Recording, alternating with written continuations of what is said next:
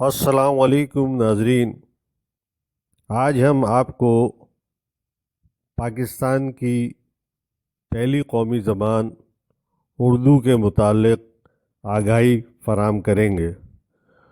25 فروری 1948 کو پاکستان کی پہلی دستور ساز اسمبلی نے اردو کو پاکستان کی قومی زبان قرار دیا۔ وزیر اعظم نواب زادہ لیاقت علی خان نے کہا کہ صرف اردو ہی مغربی اور مشرقی پاکستان کو متحد رکھ سکتی ہے، لہٰذا اردو اور صرف اردو ہی پاکستان کی سرکاری زبان ہوگی۔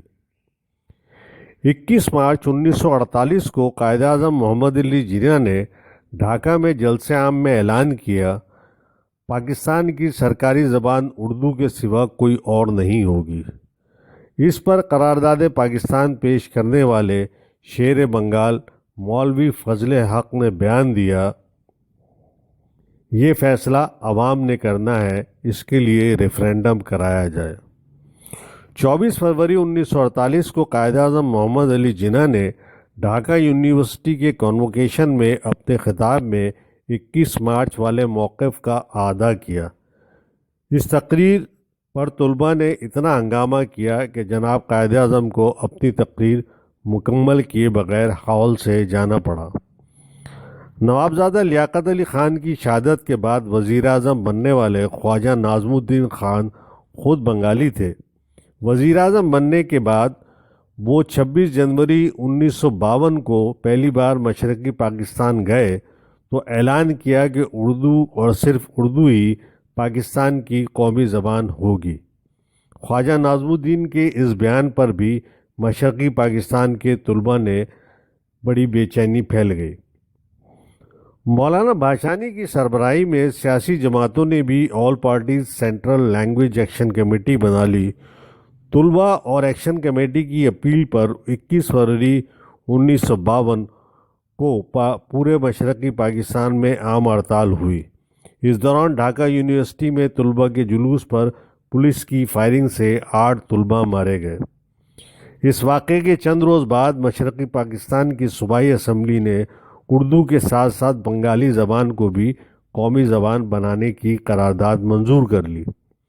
اس طرح وہ مسئلہ جو چند طلباء یا غدار عناصر کا سمجھا جا رہا تھا، مشرقی پاکستان کے عوام کا متفقہ مطالبہ بن گیا، مگر مغربی پاکستان کی رائے عامہ اسے بدستور غداری اور قومی یکجہتی کے خلاف سازش سے تعبیر کرتی رہی۔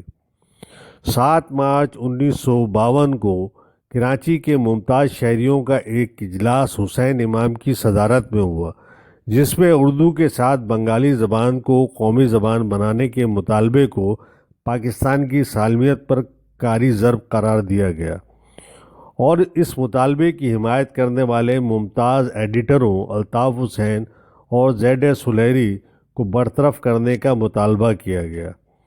اسی دن روزنامہ جنگ میں رئیس امروئی کی نظم نوحہ اردو شائع ہوئی، جس کا ایک مصرع تھا، اردو کا جنازہ ہے ذرا دھوم سے نکلے۔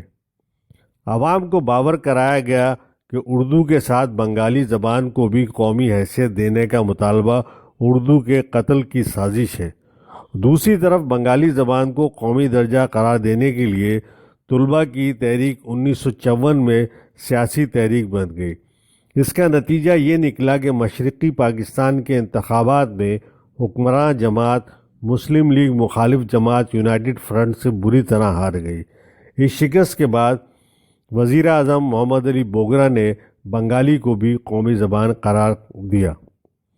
یونائیٹڈ فرنٹ کی حکومت نے پہلی بار 21 فروری کا دن یوم شہدائے بنگلہ کے طور پر منایا۔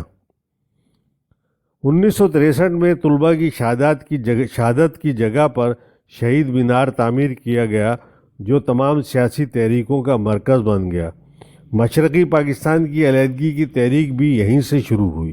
1971 کے آپریشن سرچ لائٹ کے دوران اس مینار کو مسمار کر دیا گیا۔ مشرقی پاکستان کے بنگلہ دیش بن جانے کے بعد بنگلہ دیشی حکومت نے شہید مینار کو دوبارہ تعمیر کرایا اور 21 فروری کو یوم شہداء منایا گیا۔ 17 نومبر 1999 کو اقوام متحدہ کے ذیلی ادارے یونیسکو نے بنگلہ دیش کی تحریک پر 21 فروری کو مادری زبان کا عالمی دن قرار دیا۔ 2008 میں اقوام متحدہ نے ایک قرارداد منظور کی جس کے بعد 21 فروری کو مادری زبان کا عالمی دن قرار دیا گیا۔ یہ دن اب ہر سال دنیا کے تمام ممالک میں منایا جاتا ہے، جن میں پاکستان بھی شامل ہے۔